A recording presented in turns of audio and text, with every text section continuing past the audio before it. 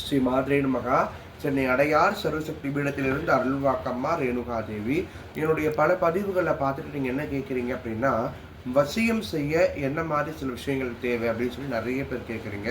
என்னுடைய கணவர் என்கிட்ட இல்லை, கடல் கடந்து இருக்கிறாரு, வெளியூரில் இருக்கிறாரு, கோச்சிட்டு போயிட்டாரு, நாங்கள் டிவோர்ஸில் இருக்கோம், கேஸ் நடந்துக்கிட்டு இருக்குது, எப்படி சேர்த்து வைக்கிறது, இதுக்குண்டான சாத்தியங்கள் மாந்திரிகத்தில் இருக்கான்னு சொல்லி நிறைய பேர் கேட்குறீங்க. அவங்க எல்லாருக்கும் ஒரே ஒரு பதில் தான், கண்டிப்பாக மாந்திரிகத்தில் சாத்தியம் இருக்கிறது. உங்களுடைய ஜாதக நேரம் சாதகமாக உங்களுக்கு இருக்குது அப்படின்னா நீங்கள் செய்யக்கூடிய மாந்திரிகம் அவங்களுக்கு கண்டிப்பாக பழிக்கோங்க. சரிங்களா? கடல் கடந்து இருக்கிறாங்கன்னா அவங்களுக்கு பிரயோகம் நிறைய பண்ணணும், ஜபம் நிறைய பண்ணணும். சில விதமான பதுமை பூஜை, வசியம், இந்த மாதிரி சில விஷயங்களால் அவங்களுடைய மனசை நம்ம கவர் பண்ணி நம்ம பக்கம் வசியம் பண்ணி திருப்பி கொடுக்க முடியும். இந்த வசியத்துக்கு தேவையானது என்ன அப்படின்னு பார்த்தீங்கன்னா, ரொம்ப முக்கியமானது ஃபோட்டோ. அடுத்தபடியாக தலைமுடி, துணி. இந்த தலைமுடி துணி இருந்தால் அந்த வேலை உடனடியாக நடக்கும்.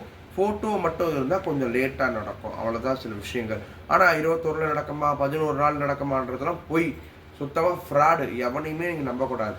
இந்த வீடியோ பார்க்குற யாருமே நல்லா புரிஞ்சுக்கோங்க. சோஷியல் மீடியாவில் 21 நாளில் முடிக்கிற, 3 நாளில் வசியம் பண்ணி தரேன்னு சொல்கிறதெல்லாம் பொய்.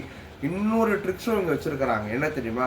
இந்த மாதிரி யூடியூப்பில் நம்ம பேசுகிறோம் இல்லையா, அது கீழே ஒரு யாராவது ஒரு லேடி கமெண்ட் பண்ணுவாங்க, என்னென்னா நான் கொல்லிமலைக்கு போனேன், எனக்கு 3 நாளில் முடிச்சு கொடுத்தாங்க, வாங்க அப்படின்னு பார்த்தா அந்த ஆள் யார் அப்படின்னா அவங்களுக்கு ஒரு மீடியேட்டர், அவங்களுக்கு ஒரு புரோக்கர்.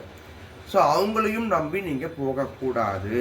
உங்களுக்கு நல்ல தெரிந்த நபர், நல்ல பழக்கப்பட்ட நபர், உங்கள் வாழ்க்கையில் சில விஷயங்களை பார்த்த நபர், அப்படிப்பட்ட நபர், உங்கள் நம்பிக்கை உள்ள ஒரு நபர் சொல்கிறாங்கன்னா அந்த இடத்த நம்பி போங்க.